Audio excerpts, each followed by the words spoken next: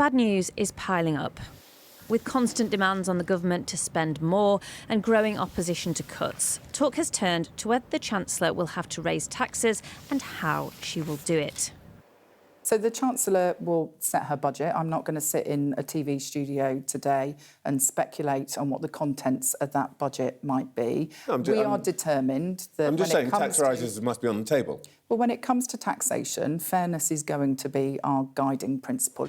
But with only a few months to the budget, the Tories believe the path is already clear.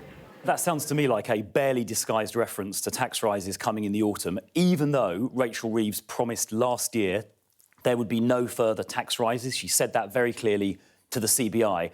So why are Labour now talking about tax rises? Well, it's because they're in the process of crashing the economy. This is the Chancellor's dilemma, a £20 to £30 billion black hole to balance the books at the budget, which is expected in November.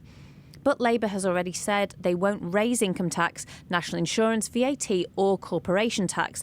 That's 73% of the tax intake, leaving Rachel Reeves with only 27% of taxes available to increase, which is why a new wealth tax is rumoured to be on the table. But is it a good idea? There has been a bit of discussion recently about the possibility of a wealth tax. How likely do you think that is, and what are the pros and cons of a tax like that? What many countries have found is that in practice they are administratively difficult, they're politically contentious, and they're not very effective at raising revenue. And as a result, most countries that used to have them have got rid of them. Here in the West Midlands market town of Dudley, they're not convinced. I don't think anything would make a difference right now. The richer gets rich and the poorer gets poorer. Is it fair to tax people because they've worked hard and managed to purchase those assets? So that's the argument on that side. But again, there's a big disparity between wealth and the not so wealthy. People like me, my daughter, I don't know if she's going to be able to afford a property.